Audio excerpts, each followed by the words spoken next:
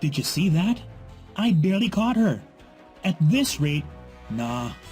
I know I can do better. I just need better powers. And I know just where to get them. Let's go. An hour later, at the Hall of Agents. Welcome, Agent Green. Aster, I have a question for you. The Green 7 Protocol taught me everything I need to know about traditional life insurance and turned me into a superhero. But I need something more. I want to know more. Aster, how do I unlock my full potential? Very well. The only way to rise among superheroes is by achieving the highest order of power, the Green Evolution. In Green Evolution, you will master traditional life insurance, also variable life insurance. The Green Evolution is exactly what I need. How do I achieve that kind of power? To achieve Green Evolution, you must proceed to 3 different planets where you will face many challenges and lessons. As you complete each one, your energy level will increase. You will need to maximize your full potential to complete your final mission. That sounds like a great chance to increase my power. Will you come with me? Together, we will learn about variable life insurance and become better heroes. Well said, Agent Green. Hi, Maya. Welcome back. It's good to see you again. I see you've brought a friend. Hello, my name is Maya, and I am here to guide you in your 3 missions. This is my brother Matt, and he's coming too. Matt? Matt! What? Oh, right, the mission. Can you guys close your eyes first? Just a second. Why don't you tell us about the 3 planets, Matt? Now. All right. To fully evolve, you must go to 3 unique planets, water, wind, and earth, and complete the missions therein. Now, if you're all set, let's go.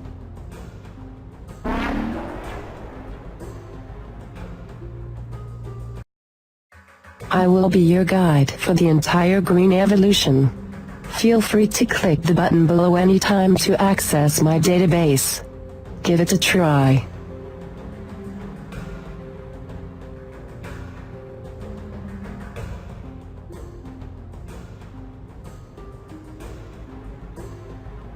Click the same button again to turn it off.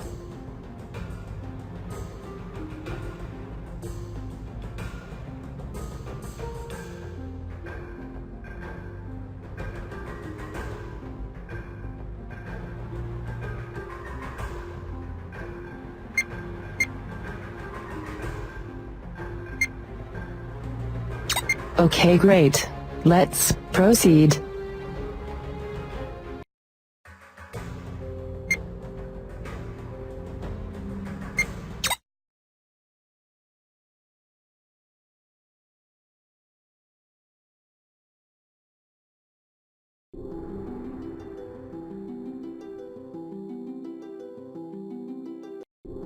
Agent Green, ready.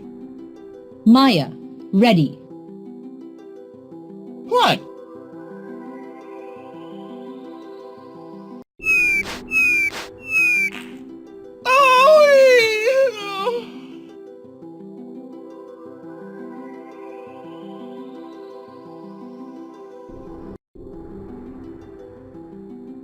Welcome, heroes. This is Aquatica, a water planet. Here, we will teach you the basics of investment. If you are worthy, you will earn new powers and acquire the mystical element V. Okay, I'm ready. Show me what to do. Very well. Let us begin. You'll get stronger after you learn fundamentals of investment and considerations of investment. Do all these, and you will find element V. All right, let's do this. What do I do exactly? You have to break through the gates of the ancients that lead to the 3 leads of knowledge. I can do that. You stay here. It could be dangerous. Okay, here goes nothing. Yeah!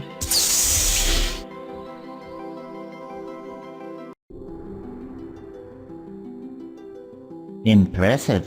Now let's see if you can learn our ways. It's time to learn about investments.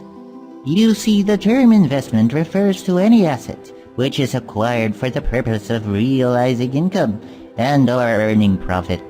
These assets are expected to increase one's equity or reduce future financial worries. They are also meant to protect one's financial resources from inflation.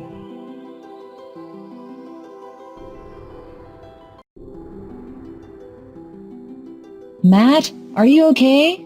Are you in there? Yep, no worries. Hey, isn't that the squid from Green 7 Protocol? Yep, he's here to help. Okay. So investments are assets that earn value. How do they do that? Ah, easy question. Investments earn through four means: through capital appreciation, through interest, through dividends, and through capital gains. Click Squid's tentacles to know more.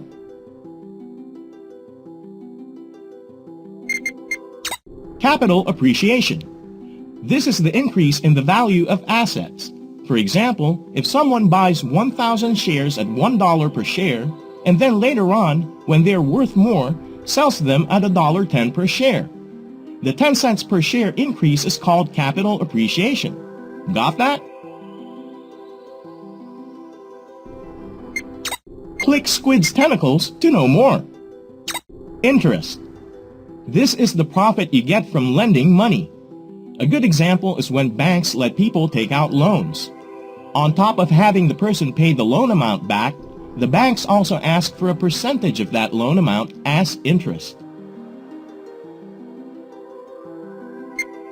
Click Squid's tentacle. Investments can also earn through dividends. This is the income you get from being a business owner through stocks and a policy owner of life insurance. Basically, it's money your company earns in the stock market. Click Squid. Investments earned through capital gains. These are the profits you get from the sale of assets like real estate.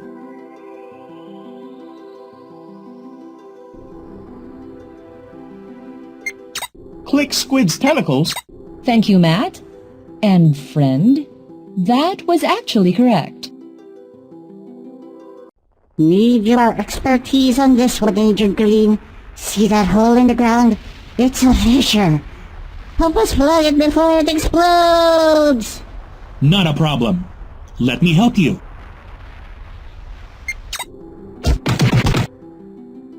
Now, this is interesting.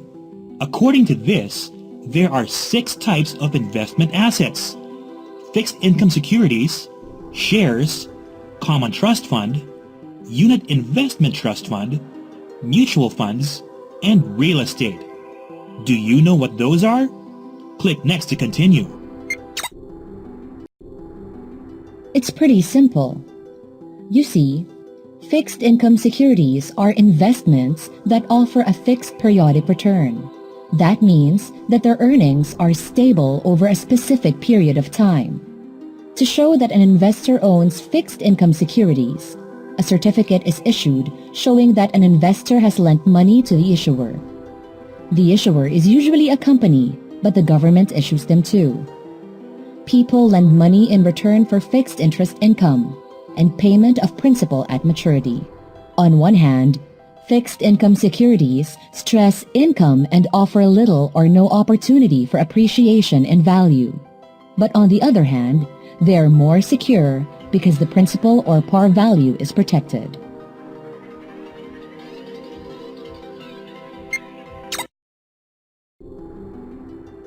Hold on.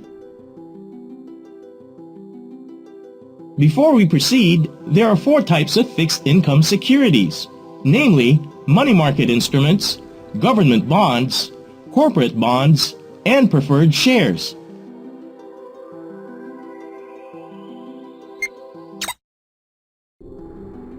You know, I've heard of money market instruments before. Those instruments include cash and deposits, which refer to all liquid instruments that carry little or no risk that the principal amount invested can be lost.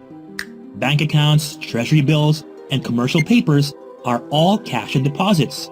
To know more about these money market instruments and use this information to your advantage, click each clam when you're ready. Almost everyone knows what bank accounts are, and a lot of people have them. That's probably because bank accounts have the highest safety, but unfortunately, they also have the lowest returns among the instruments I mentioned before. There are two types. Demand deposit, also known as savings account, allows its depositors to have access to their money on demand. They have the convenience of withdrawing cash from ATMs or over the counter. Certificate of deposit, also known as time deposit, has a holding period of less than a year and can be reinvested. Should the depositor wish to pre-terminate, applicable penalty fees apply. The factors that influence the choice of deposits are available funds, how long the funds can remain in the account, whether or not emergency withdrawals are likely, and the prevailing market conditions. Bank accounts are great, but they do come with a few disadvantages. They have a low yield, and they're not a good hedge against inflation. Some bank accounts also have penalties upon early or premature withdrawal. Here's a little tip for you to remember. Investment in cash will always depend on cash flow requirement. You got that? Okay, let's see what's next.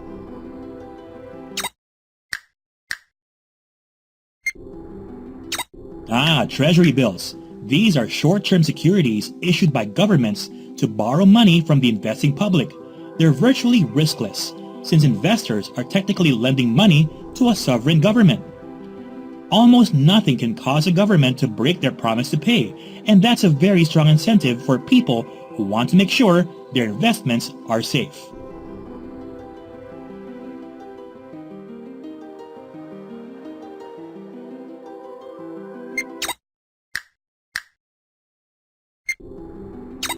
Finally, the third kind of cash and deposit is commercial papers. These are short-term, unsecured promissory notes issued by corporations that mature in less than a year. However, the interest rate reflects the level of risk of the issuing corporation.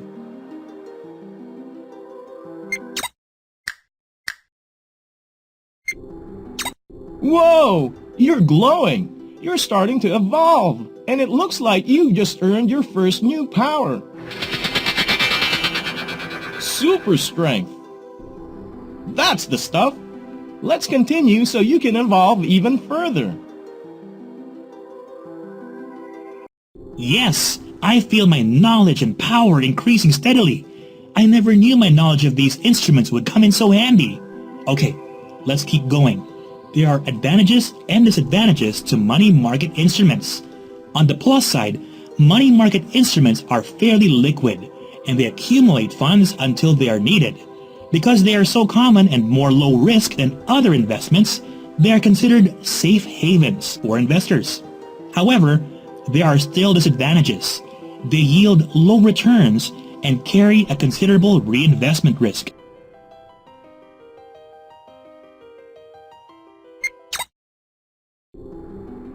I am impressed, Agent Green. I have decided that you are worthy enough to crack open that rock to reveal even more information. Aha! This information is all about government bonds. According to this, government bonds are a type of financial instrument used by the government to borrow money from the public. That's right. This is a really long-term loan, though. It has a maturity of greater than 10 years. Wow, that is a long time, Matt. But you have to consider that the interest payments and the repayment of the principal amount are guaranteed by the government. Around here, we call it default-free. Also, government bonds are marketable. The income for future years is guaranteed. However, in times of high inflation, the capital may be eroded. Very good, you two. Now let's check out the types of government securities. These are treasury bills, treasury notes, and treasury bonds. The main difference between these three types is the length of their terms. Treasury bills or T-bills have a term of less than 1 year, while treasury notes or T-notes have a term of 2 to 10 years. Finally, The longest maturity term belongs to Treasury bonds or T-bonds, which have a maturity term of over 10 years. Heads up, guys! We're coming up to the third type of fixed income securities, the corporate bond. Corporate bonds have three categories: debenture stocks, secured stocks, and convertible stocks.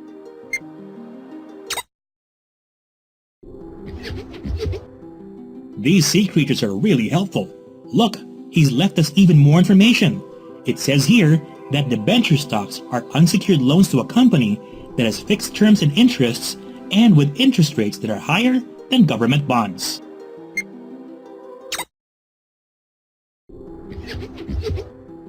There's more. Secured stocks, also known as loan stocks, are secured obligations to a company backed by a legal claim on a specified property of the issuer. These have fixed interest rates and fixed terms, and their interest rates are lower than the interest rates of debenture stocks.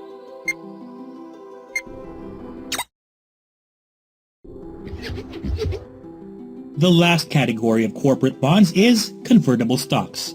These stocks can be converted to ordinary shares of a company on a fixed date, and the investor can convert his investment from a fixed interest loan to being part owner and be entitled to a share of its profit through dividends declared.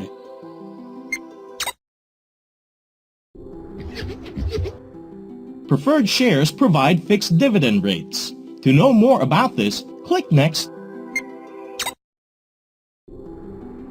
Great job, Agent Green. You're getting the hang of it. I can feel it. The increase in power level is giving me super telescopic vision. Hey, what is Matt doing way out there? Hey, Agent Green! Agent Green! This is awesome! Can you really see me from that far away? Come closer! Closer! Too close! Oh, a little too close! That's better. Now let's talk about another kind of investment asset, shares. Shares represent an ownership interest in a corporation. The value of a share fluctuates according to the market's view of the worth of the company. Take note, a share can be a volatile instrument. They're very sensitive to the economic situation at any given time. In fact, shares are the first to depreciate when the market crashes. There are two kinds of shares, ordinary and preferred. With ordinary shares, shareholders are entitled to a share in the company's profits through dividends. They also have voting rights and are second in line to receive dividends. They will not, however, receive a fixed dividend rate and will be the last to receive payout when the company dissolves. Preferred share owners have a bit of an edge over those who own ordinary shares. With preferred shares, shareholders have priority in the payment of dividends. They also have fixed dividend rates, which are considered as fixed income securities. What's more, holders who own preferred shares in a company will be second in line to receive payouts when the company dissolves. However, preferred shares do not give their holders voting rights. Most businesses have shares of stock, but even people who don't own businesses can buy shares from any company that's publicly traded, right? That's right, Agent Green. You can obtain ordinary or preferred shares from two types of companies, private and public. Private company shares are not listed in the capital or stock market and are not available to the general public. Shares from public companies are traded in the capital or stock market. A list of their prices appears in major newspapers. Now we come to the third type of investment assets, the common trust fund. A common trust fund is a pool of commingled funds contributed by many investors, kept in trust by a trustee and managed by a professional fund manager. However, the CTF isn't around anymore. Well, not in the Philippines. It was replaced by the Unit Investment Trust Fund, which is the fourth type of investment asset. A Unit Investment Trust Fund, or UITF, is an open-ended pooled trust fund. However, instead of being held in trust by a single trustee, a UITF is operated and administered by a trust entity and made available by participation. The main difference between a UITF and a CTF is the manner in which the net asset value, or NAV, is calculated.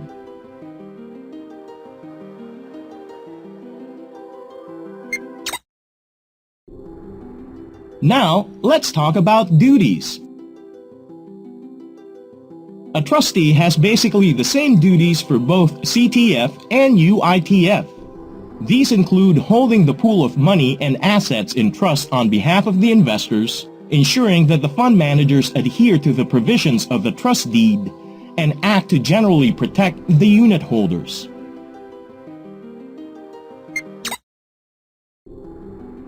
Super! Super! Oh, really? You think I'm super good looking? Why, thank you. I think I fancy you myself. Matt? I think she's just telling us that Agent Green acquired another power. Super laser vision.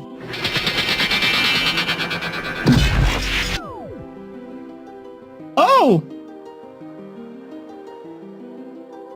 You can use super laser vision to burn a hole through that wall.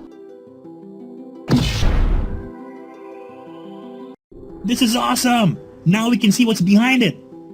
Look, there's information on mutual funds. Let's see.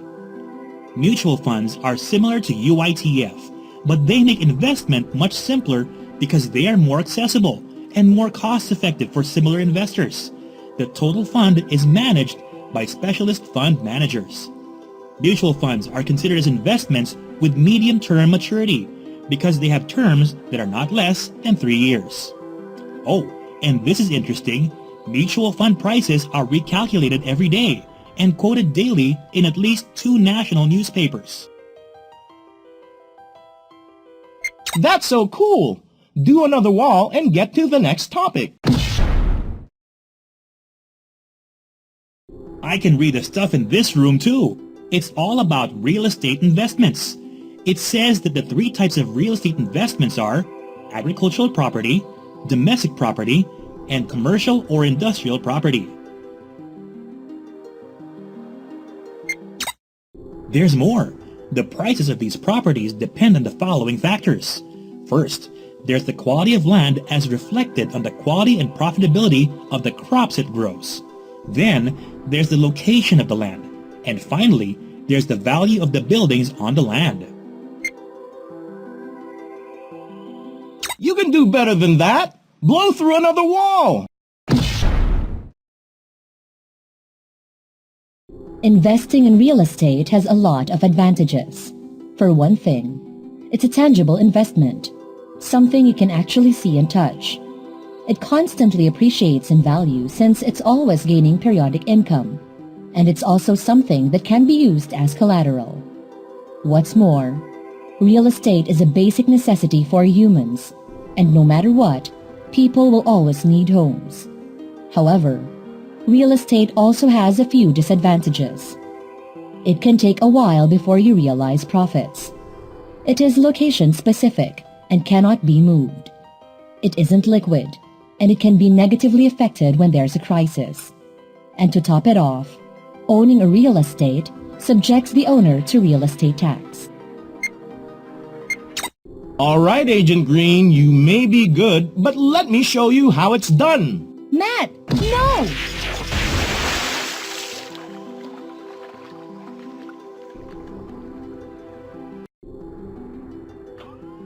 While we fix this, let's review what we've learned so far.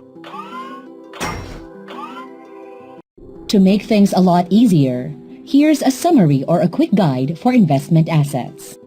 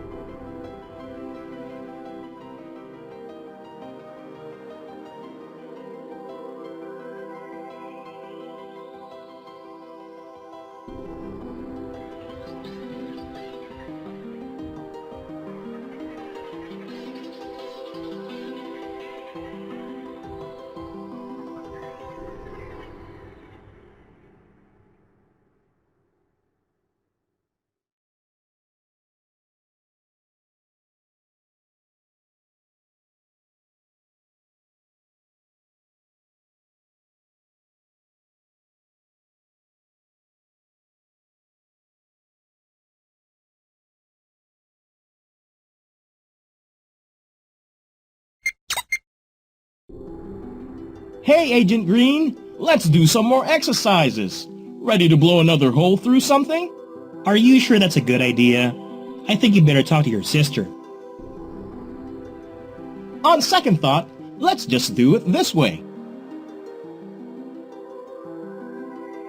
Okay, so let's say you want to invest in something, right? How do you choose where to put your money? Do you know how you can make an informed decision on what to invest in?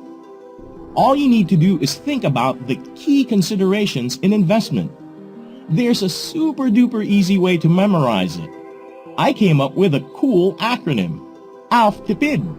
Yes, that's ALFTIPID.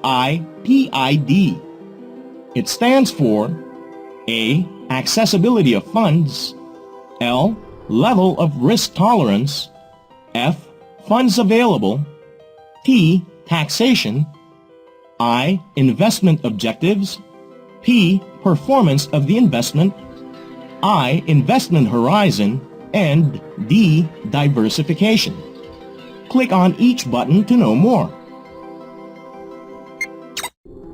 Matt, what do you think you're doing? Moving on to accessibility of funds, there are three components to accessibility of funds. First, think about how easily an asset can be turned into cash. Second, ask yourself if there is a cost or penalty for prematurity termination. Finally, consider this. Will the initial cost or setup cost be recovered? Matt, I swear if you do that again... Risk tolerance is all about how much risk you can stand to take. It's a little like gambling. Do you want to go all in on a single hand of poker? Or do you want to drop pennies in a slot machine? An investor's level of risk tolerance is very much influenced by age, financial condition, investment objectives, and personality. Depending on the investor's risk tolerance, they decide on what to invest in. Conservative investors prefer less risk and sacrifice the chance for large gains to get them. These people tend to invest in short-term government securities or bank deposits, which are almost certain to produce a return and hence carry little or no risk. In contrast, aggressive investors like high-risk investment choices, such as stock market shares. They run the risk of losing everything they've invested, but they also have the chance of gaining huge returns.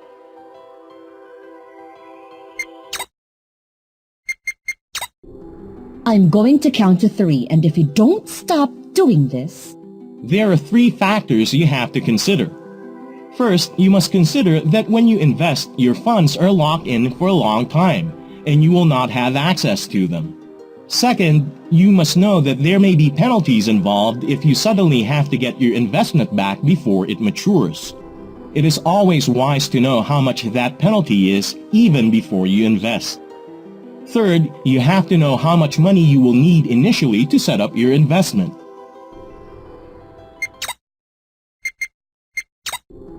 Matt, there are times when being your sister is so taxing.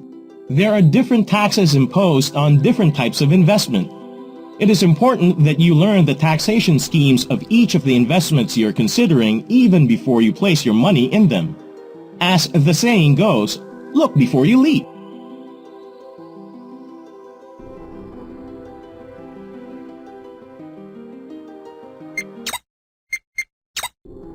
Matt, what exactly do you think you're doing? Here are the investment objectives. Do you know why people invest their money? After all, they already have it. Why not just spend it? Or put it in a piggy bank? I will tell you why. Generally, people invest their money in order to do many things, all of which are called investment objectives. Some people invest to provide a secure future for their children or other dependents, especially when it comes to providing for their education, which can be quite expensive. Some do it simply because they want to enhance their own standard of living.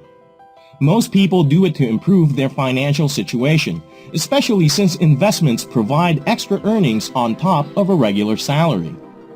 A very sensible reason why people invest is to provide themselves with an income after their retirement.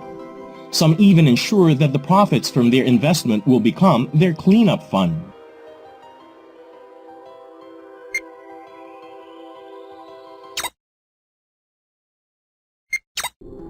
Matt, stop it right now! Now, let's talk about the factors that affect investment performance. These are economic factors, the competencies and capability of the management team, the invested company's level of costs, the past experience of the company, and the life cycle of the investment.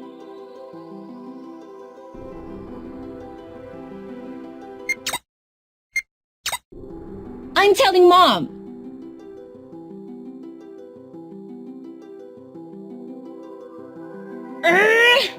The investment horizon is the amount of time an investor plans to hold on to an investment. It can range from a few days to several years and will depend on the investment objectives, age, current financial condition, and liquidity requirement.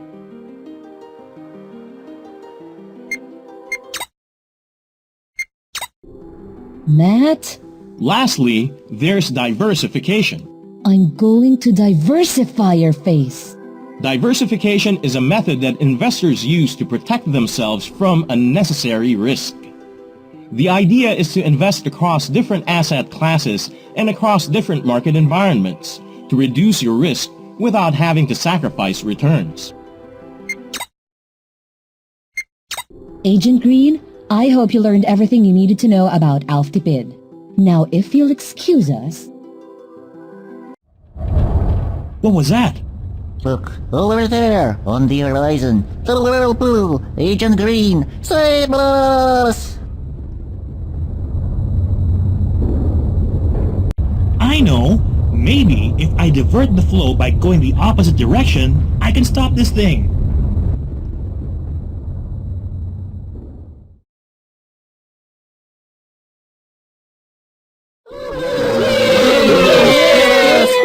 You can believe it. Congratulations, Agent Green. You are truly an amazing superhero. As a token of our gratitude, allow us to help your evolution by giving you this. Shiny? But what does it do? Whoa!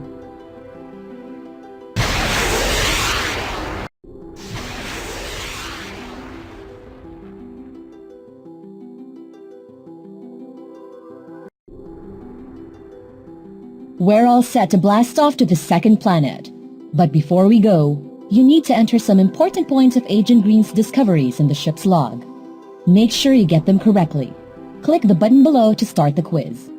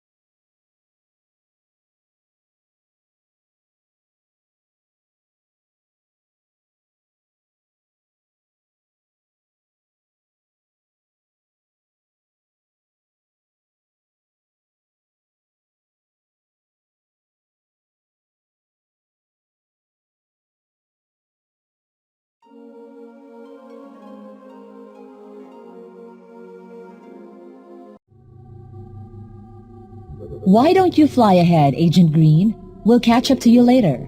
Remember, Agent Green, this planet is all sky. Use your new Element V rockets all the time to get around. Got it. Welcome, noble heroes. This is Anima, the Wind Planet. Greetings! Thanks for coming to meet us. I'm excited to learn all that you can teach me. In return, I promise to help you in any way I can. I believe you will learn quite a bit. We will tell you all there is to understand about the difference between traditional and variable life insurance. Whee! I'm flying! Since you did so well in Green 7 Protocol, the first part of your mission will just be a review. If you remember your training, you know that there are two types of traditional life insurance, term and permanent. You also know that there are two types of permanent life insurance, which are whole life and endowment. Let's review, okay? If I remember correctly, whole life plans are permanent policies that cover an individual up to age 100. That's right. It has a low level of savings and matures at age 100. But that doesn't mean you have to live to 100 to get any benefits. If the insured dies before the plan matures, benefits are given to the beneficiaries. On the other hand, an endowment policy is a permanent policy that matures after a specified time. That time can either be after a specific number of years or when the insured reaches a certain age. This makes it convenient for people who want to use it to start saving to finance their kids' college education or for retirement. Correct, Agent Green. No wonder you aced your Green 7 Protocol training. I'm sure you know what a premium is, but for the sake of your friend, let's review. A premium refers to money that must be regularly paid to an insurance company to keep the insurance policy in force. The insurance company then invests a portion of its premiums to pay out living benefits and death benefits in the future. Living benefits are cash values and dividends given to policy owners and their beneficiaries. However, while cash values are guaranteed, dividends are not. Like the name states, death benefits are paid out when the insured dies. Who decides where to invest the premiums? The insurance company does. It has people who specialize in these things. That's interesting, but traditional insurance investment takes out most of the risk for policy owners because cash values are guaranteed regardless of market performance. That's because cash values are accumulated to equal the face amount at maturity. So, you can say that in traditional insurance investment, fluctuations in performance are smoothed out. Did you finish your review of traditional life insurance? Yes, sir. In that case, let my people take it from here. We have a very unique way of explaining things, Agent Green. To teach you about variable life insurance, my daughters will describe it through dance. Please watch them closely and tell us what you can interpret from their movements. Okay then. They're saying that variable life insurance is an investment where a major portion of the policy premium is used to purchase units in a variable life fund or funds managed by a company. These investments will have two components, investment and protection. In variable life, only a small amount of the premium is allocated to protection. That was so weird. But great work reading into the dance, Agent Green. Anyway, there are two things that you have to remember when it comes to variable life insurance. First, you must always remember that the investment returns are not guaranteed. You see, in variable life insurance, the insured enjoys all investment returns, but he or she also assumes all risks. That's because variable insurance lacks the smoothing process of traditional life insurance. Instead, it reflects the actual investment performance. That means as the asset value of the fund rises, the unit price increases. As the asset value of the fund falls, so does the unit price. So you can either win big or suffer a loss. Impressive, Agent Green. Now please focus your attention on my sons, who will show you how variable insurance works. Through dance. Okay, let's see what they're saying. Oh, I get it. They're saying under a variable life insurance policy, a policy owner pays the insurance company. The company invests the premium in the variable life fund after removing total charges. The balance of the premium is then allocated to buy units at the offer price. Now they're showing us how variable life insurance offers the potential for higher returns, but at the expense of market volatility and a higher degree of risk. The investment element of variable life insurance is made known to the policy owner at the onset, and all charges are transparent and disclosed. So that's how variable life insurance is designed. The policy owner pays either lump sum or makes regular payments to the insurance company. The company then deducts a certain amount for expenses and allocates the rest of the premium to use in buying units at the offer price. Initial expenses would be for setting up the fund and for marketing. That sounds fair. That's a good system that works for everyone. That was horrible and so creepy. Come over here, Agent Green. Time for something beautiful. Look at this. This is something very unique to the Wind Planet. Instructional skyflakes. Right now, they're trying to teach you about investment accounts. I see. They say that the investment accounts are unitized, meaning that the entire fund is made up of individual parts called units. So technically, when you buy into investment funds, you're buying units of that fund. Each fund has its own unit price, and that price is computed weekly.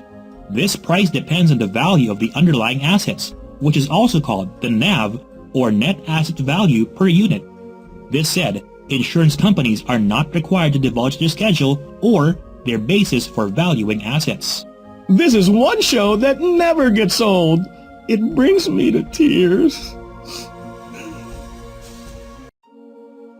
Anyway, I want to talk to you about the relationships between the variable contract, the units in the investment fund, and underlying investment.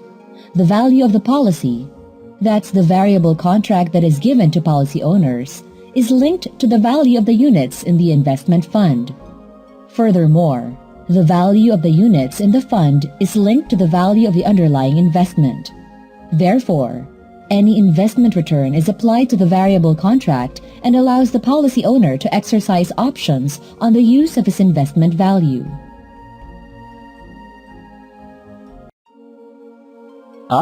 There you are, Agent Green. It's time for you to earn your new power. If you are able to guess the names of these 7 wise creatures, then you may be gifted with your new powers. Let me give you a hint. They represent the 7 types of investment accounts. Click a creature to know more about each fund. That's not so hard. Cash fund. That's the low-risk fund where you can invest in cash and other short-term debt instruments.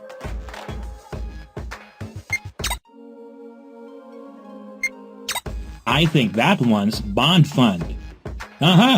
That's the fund that invests in government and corporate bonds and aims to preserve your capital over everything else. You know, I can even give you its nickname. Some people call it income or fixed income funds. Gotcha. Equity fund. This fund is a real risk taker. He likes to invest in stocks and shares, which are highly volatile when compared to other possible investments. However, he stands to gain more than his other counterparts, and his main goal is capital appreciation.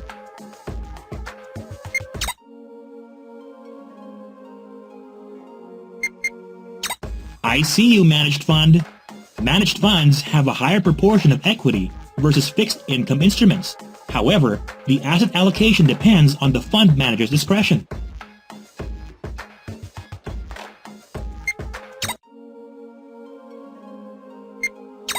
There's property fund. A property fund invests in real estate, which isn't very liquid, but at least it's a relatively safe investment. These funds normally have a provision which allows its fund manager to refer redemption for 12 months.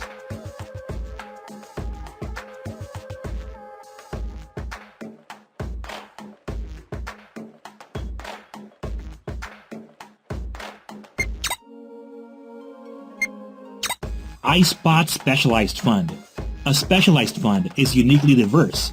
Segmented based on geography and industry, he is exposed to different markets in different regions of the world. He invests in different currencies too.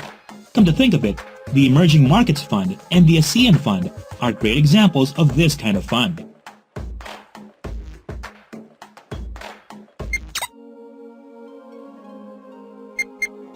There you are, Balanced Fund. A balanced fund invests in both equity and bonds, depending on the policy owner's preference.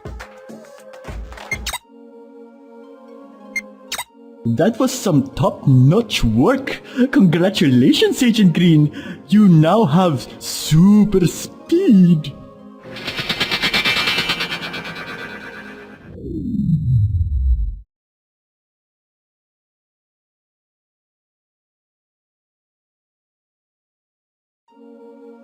Hey, don't you think Agent Green keeps getting more and more amazing at every turn? If you listen well, you might be in his shoes someday. Now, it's time to talk about the risk-return profile of some types of variable life funds. Look over there. This graph shows a comparison between returns of funds in relation to levels of risk involved. The risk-return profile of some types of variable life funds is shown as comparison between returns of funds in relation to levels of risk involved. Wait a minute, what is that? Aster, identify. Location identified. Agent Green, that is the evil Castle Black. You must enter and destroy it before it reaches Cloud City.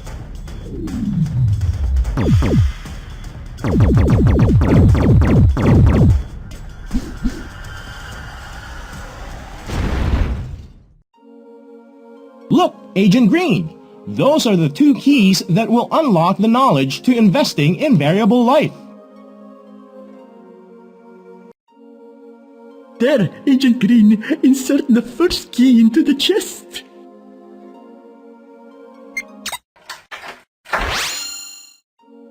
So much information. It gives the 5 advantages of investing in variable life. First, there's the advantage of pooling or diversification. Your investments are spread out over a wide range of instruments, even if you only invest a small amount of money. Secondly, variable life gives you flexibility. This means that a policy owner is in control of many aspects of their fund. They can take premium holidays, make top-ups, and withdraw from their fund anytime they want, as long as the conditions are right. They can even switch funds if they like. Also, you don't have to be a financial genius to invest in variable life. It gives you the advantage of the expertise of professional fund managers whose job it is to take care of your investment. Variable life insurance also gives you a way to gain access to well-diversified investment-linked funds, even with a minimum investment.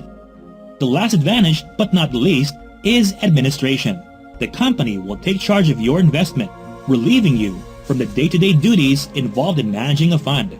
You can still watch over your investments, though, through the company's financial statements and the financial pages in your daily papers.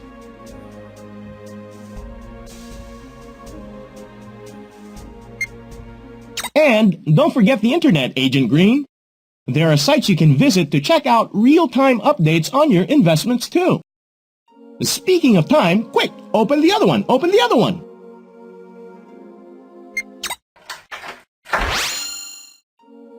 According to this, there are 2 disadvantages to variable life to watch out for: investment risk and charges. Investment risk means that returns are not guaranteed. Death and disability benefits are dependent on the sum assured and/or the value of units.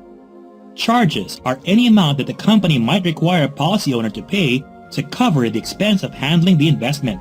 Examples of these charges are administration fees, cost of insurance charge, and fund management fees. These fees do not stay the same over time and can be changed. Look, this is the final form of the 2 pieces of knowledge. This is your destiny. Click it now. So, this is element L. It's a boomerang. Oh look, it even has settings. I know these. These are the terms you use when talking about variable life insurance. Huh, that's a lot of terms. Do me a favor and click on each one to check it out. Variable life insurance is basically a policy with an investment component attached to it. A portion of the premium is placed in an investment fund. The value of the fund at any time varies according to the performance of the fund chosen by the policy owner.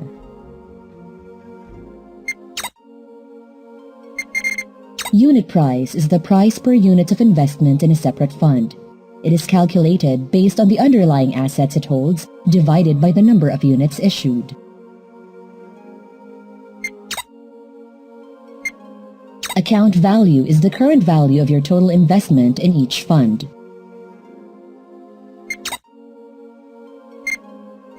Forward pricing is a kind of pricing structure wherein the buying and selling prices of units are determined at the next valuation date.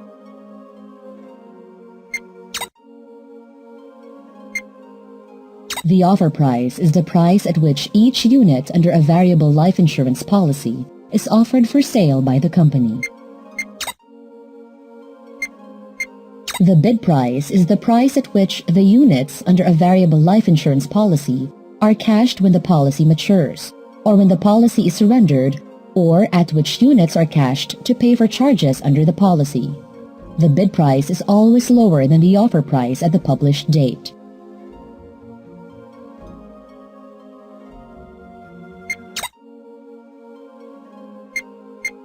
There are two types of premium allocation: allocated and unallocated. Allocated premium is the premium used to buy units from the variable fund. Unallocated premium are charges deducted from the premium, which is paid to the company to cover initial expenses. Top-up is additional investment or single premium injections used to purchase additional units in the fund.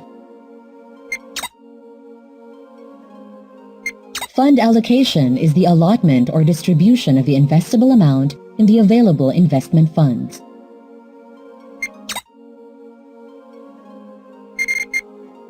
Fund switch is the transfer of investment from one fund to another. Premium holiday is the cessation of premium payments on a variable life insurance contract for a period with a view to continue it later on. Partial withdrawal refers to the redemption of some units owned by the policy owner. Full withdrawal refers to the redemption of all units. There are two kinds of death benefits. Death benefit 1 is full withdrawal value or account value of the units and the sum assured, 200,000 pesos plus 1 million pesos. Death benefit 2 is full withdrawal value or account value of the units or the sum assured, whichever is higher, 200,000 pesos or 1 million pesos.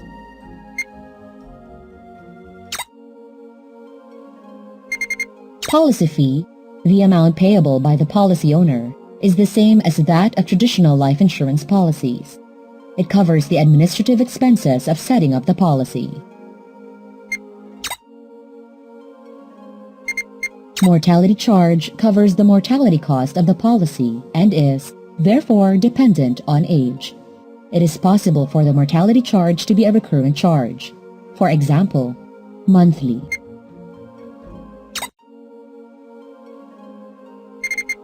Mortality charge covers the mortality cost of the policy and is, therefore, dependent on age. It is possible for the mortality charge to be a recurrent charge. For example, monthly. Annual fund management fee is an annual charge that could be between 0.5% to 2% of the fund, which is handled by professional investment managers. This is a deduction from the variable life fund to cover investment management charges. Full withdrawal charge is a charge deducted from the value of units at full withdrawal and is applicable to policies with uniform allocation.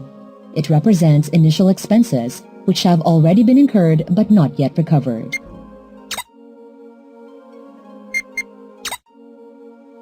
Wow, this is a real powerful instrument in my arsenal. Try it out. It will show you great things.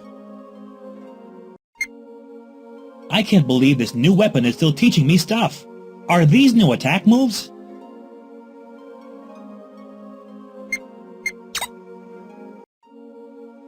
This is the single premium variable whole life plan. A single premium is used to purchase units in a variable or unitized fund. The emphasis for single premium variable whole life plan is normally on long-term savings and investment. Thus, the plan offers only nominal life protection.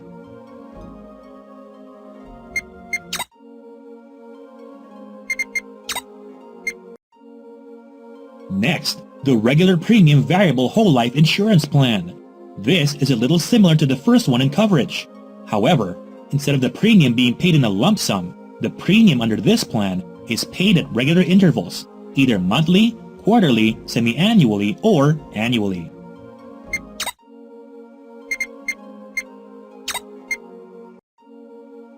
Aha! This one is a variable individual pension plan. It involves a high allocation of the premium contributions to investment through simply accumulating the fund to retirement. The fund is then used to purchase either traditional annuity or variable annuity.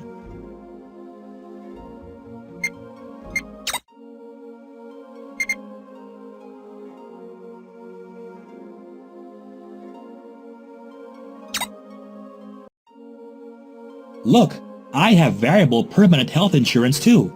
This provides health coverage, such as disability income. It even contains cash value, unlike traditional health products that do not.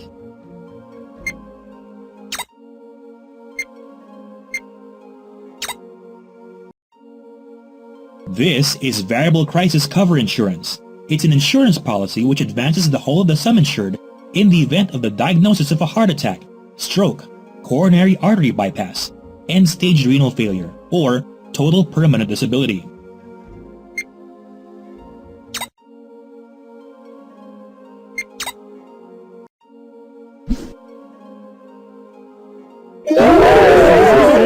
Thank you, Agent Green. May the wind always guide your way.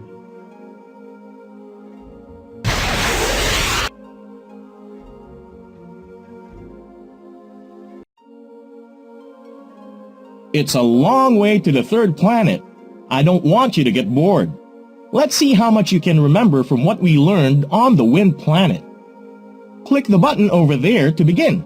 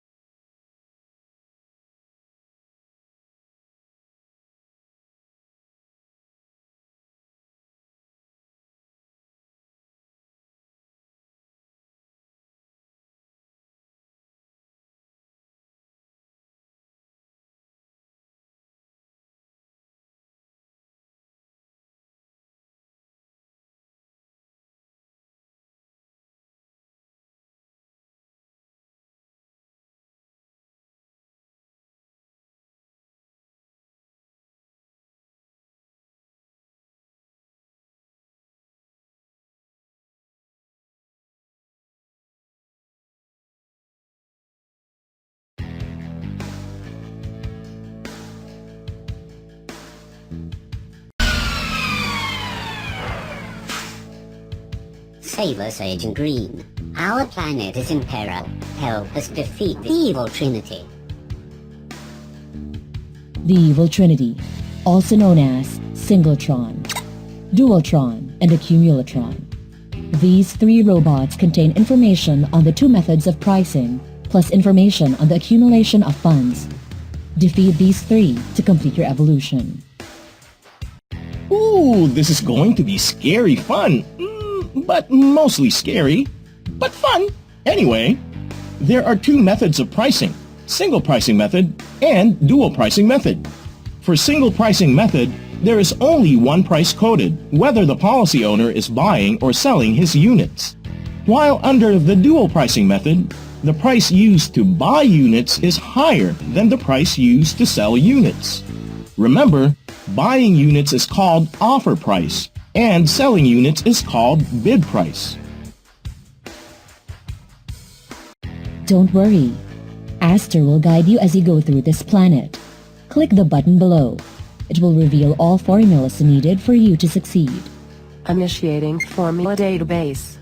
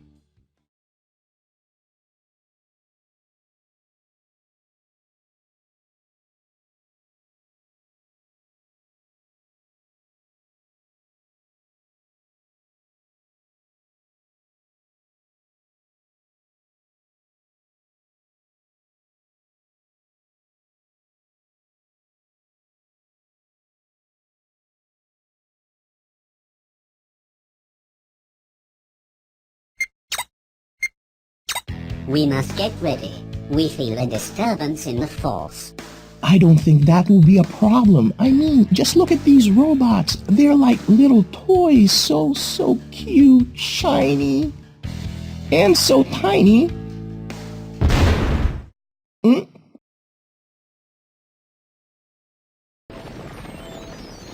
Oh no, it's Keziar, signal drawn.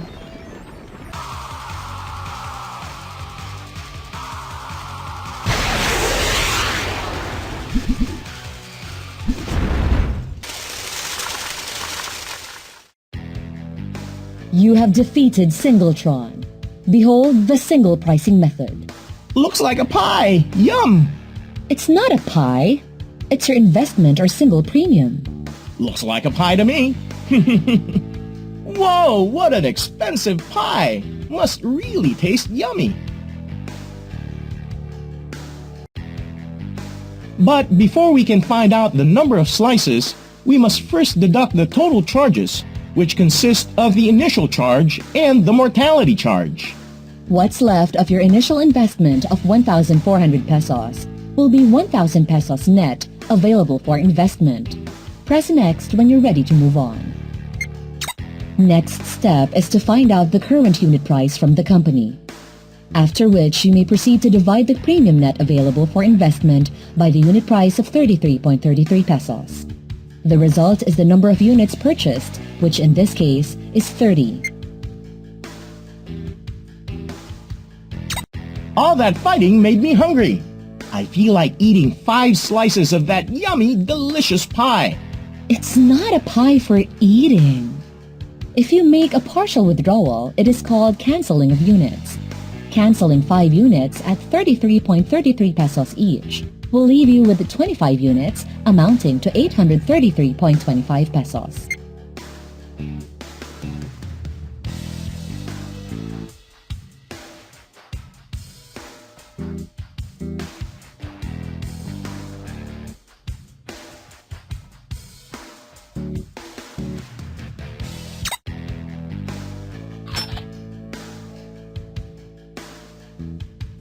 This has to be the hardest pie I've ever tasted. It sure is tough on the teeth. Let's see how this works in a practical setting. Miss Chua pays a single premium of 50,000 pesos, and the unit price at that time is 1.5012 pesos. The insurance company deducts an initial charge of 5% and a mortality charge of 1.6%. Both as a percentage of single premium. The initial charge and mortality charge are deducted before the premium is allocated. Focus on what is given before you start your computation. Be sure to write it down on paper for easy reference. Let me take it from here, Maya. The first step you have to do is get the initial charge. To help you calculate, always use the formula button that you see on the screen. To get the initial charge, multiply the single premium by the initial charge percentage. So 50,000 pesos times 5% is equal to 2,500 pesos. Click Next to go to step 2.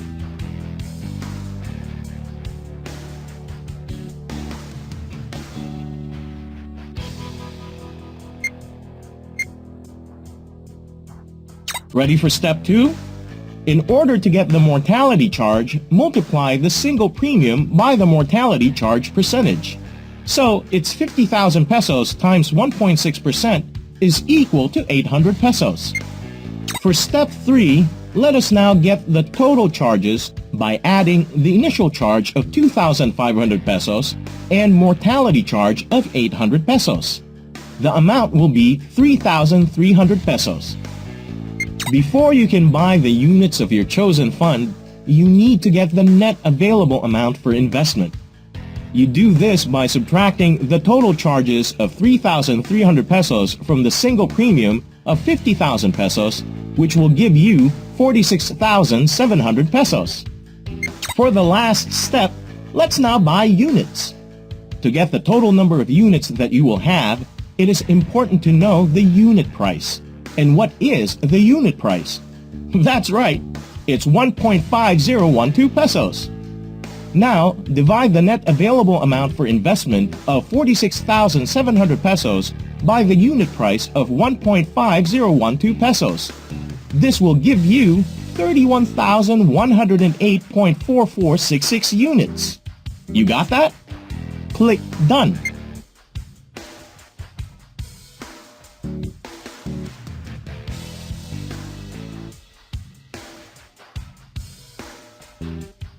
Now you do it.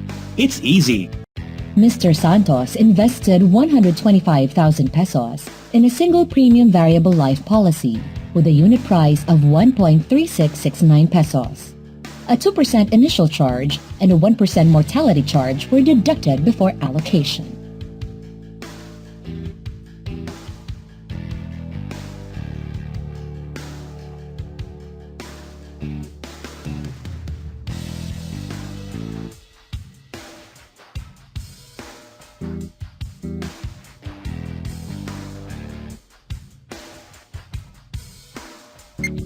Nice!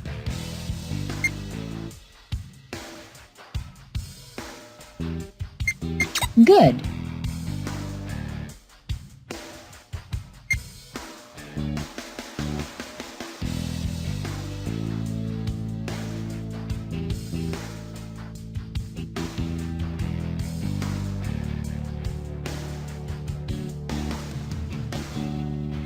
Awesome!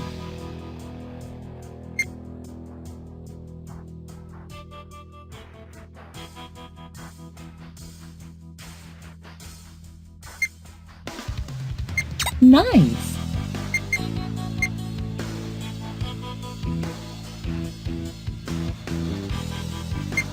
Good.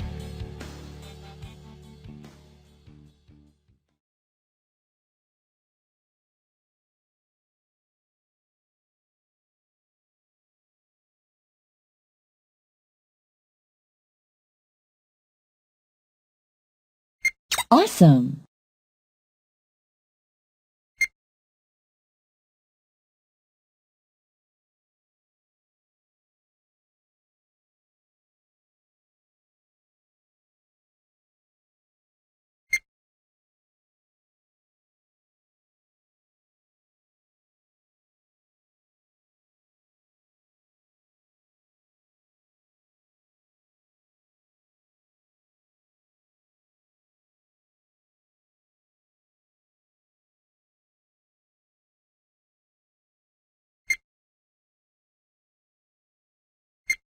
Nice. Good.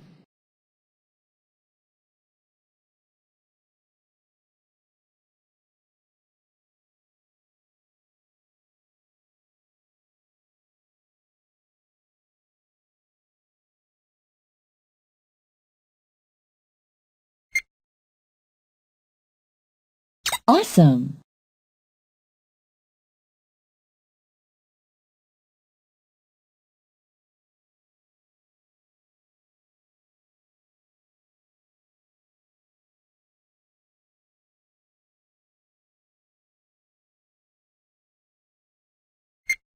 Nice.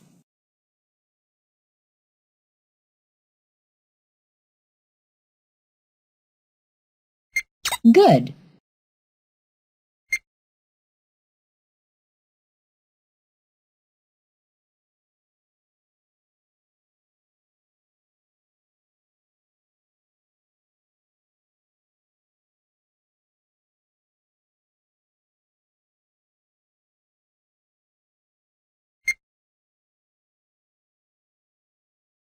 Awesome.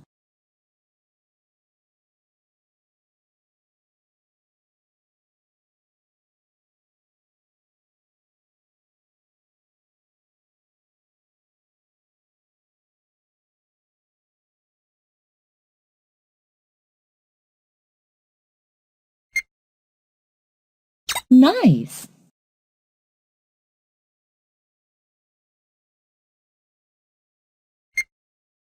Good.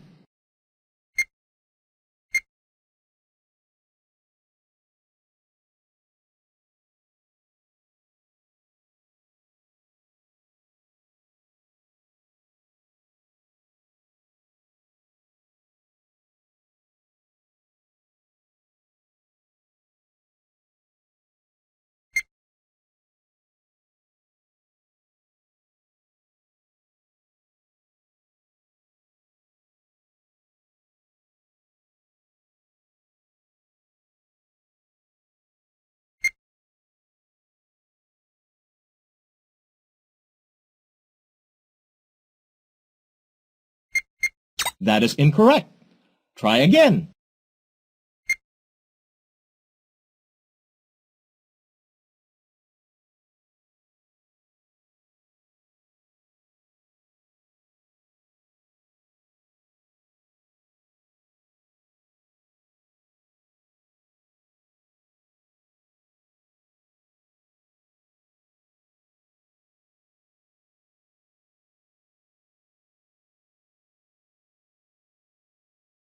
Nice.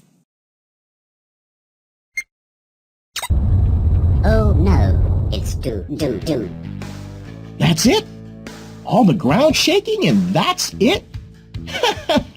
Now I'm positively sure that these two are easy to defeat. They're just cute little giants. It's Dualtron. Twice as big, twice as tough. Twice the fun.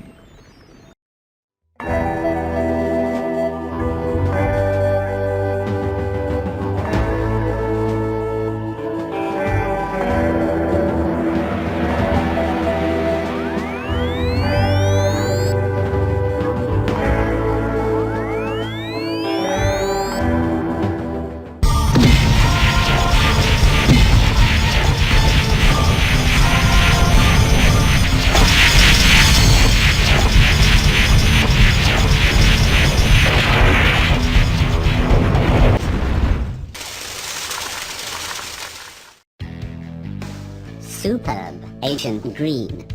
Twice the challenge, but you still managed to defeat it. Quick, type the password on its chest to access its database. The password is dual as easy, with no spaces in between.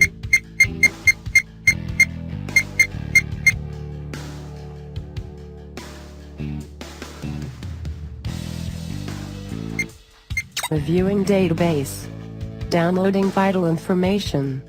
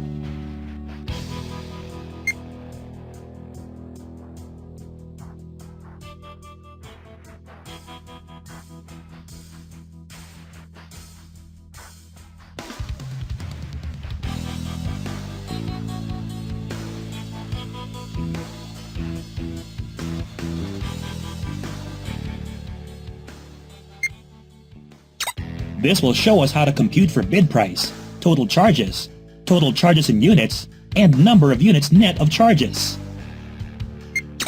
Dual pricing? Does this mean there are two pies? I mean, real pies this time? Could you please stop with the pie already? The dual pricing method just means there are two prices quoted. These are the offer price, which is the cost per unit when the client buys from the company, and bid price, which is the cost per unit when the client sells to the company. The difference between these two prices is expressed as a percentage of the offer price. You may work out one price from the other if the bid-offer spread is known. Two pies. I mean, two prices. I'm confused. When should I use offer price and bid price? Good question, Matt. You may use a specific price for certain types of transactions. This should be easy by using this guide. Use offer price if you are buying single premium variable life policy, top-ups or switching units from one fund to another. Use bid price if doing partial or full withdrawals, valuation of funds, redeeming for switch, canceling units to pay for charges, and payment of death benefits. Time to be a hero. Your mission is to determine the number of units net of charges. Let us begin. A policy owner pays a single premium of 50,000 pesos, and the offer price at that time is 1.5011 pesos. The company's bid offer spread is 4%. The insurance company deducts an initial charge of 5% and a mortality charge of 1.6%, both as a percentage of single premium. Deductions of both initial and mortality charges are done after allocation. Focus on the given before you start your computation. I suggest you write it down on paper for easy reference. Here are the steps. Step 1. Get the number of units allocated without total charges. You do this by dividing the single premium by the offer price. Initial and mortality charges are deducted by canceling units after the single premium is invested.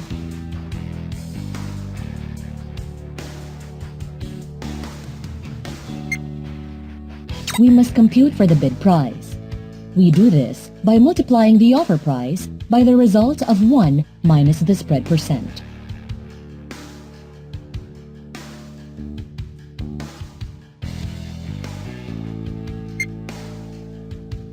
Then compute for total charges by adding initial charge and mortality charge.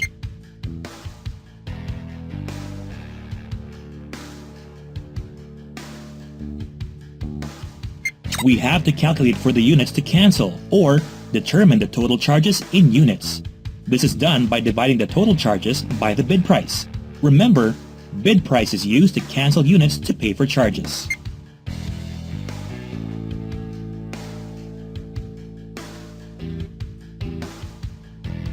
Find out the number of units bought net of charges. This is done by subtracting the total charges in units from the number of units allocated without charges.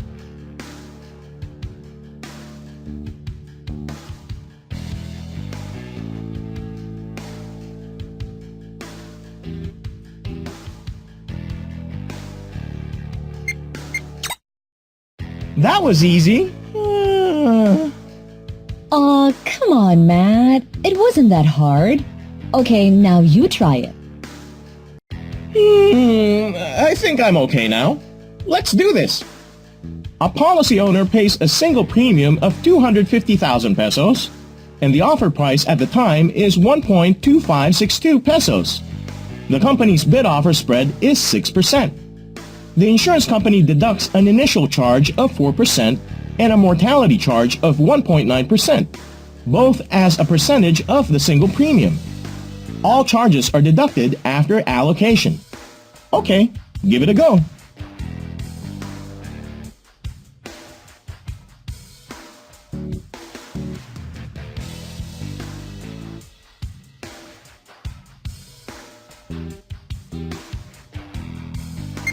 Nice. Good.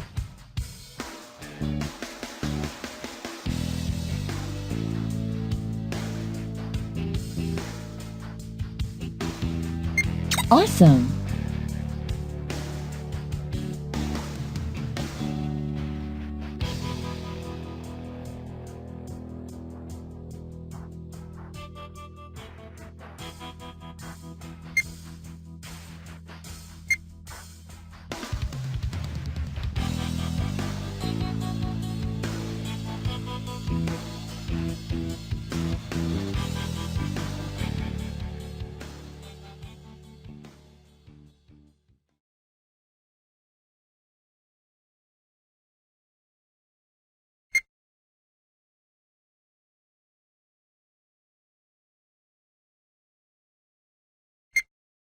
Nice.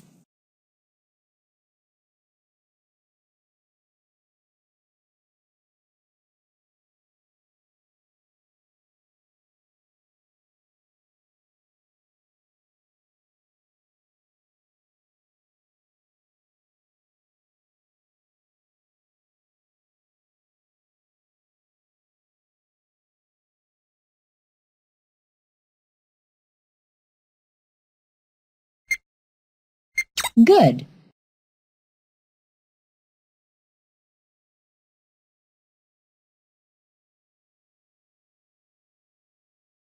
Awesome.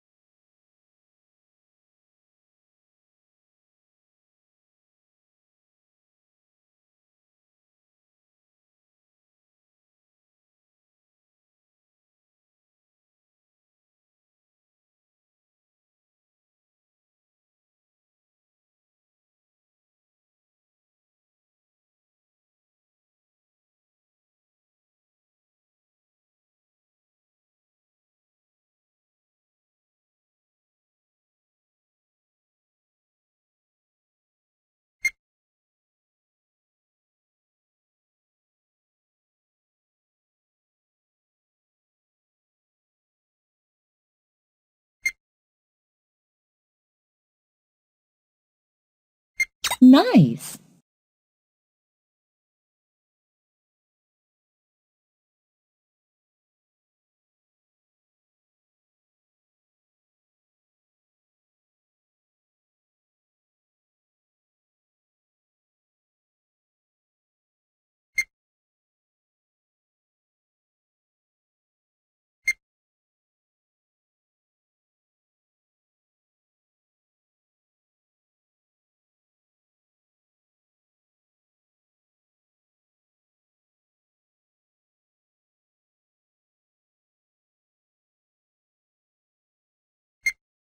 Good.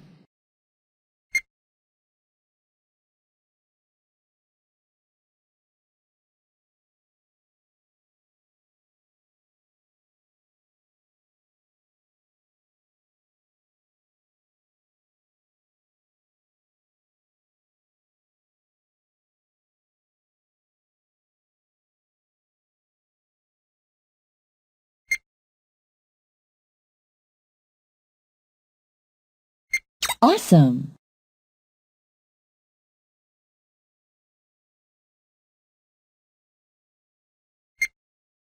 Nice!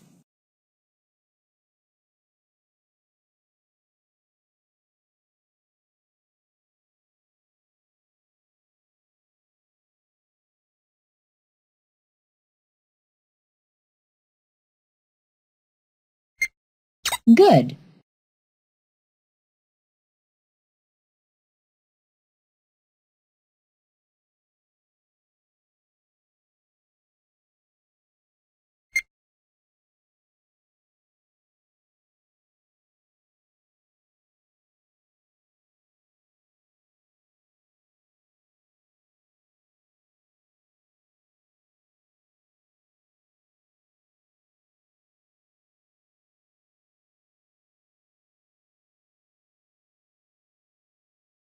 That was easy. Aw, come on, Matt. It wasn't that hard. Okay, now you try it. Now it's your turn.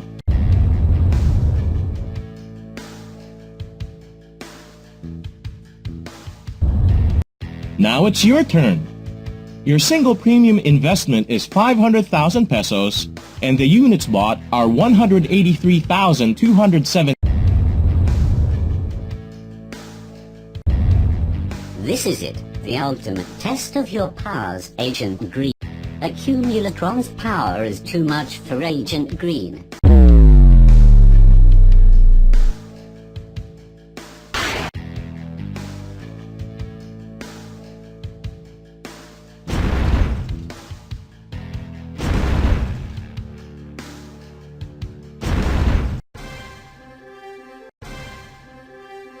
Accumulation of fund is simply the accumulation of fund over a period of time.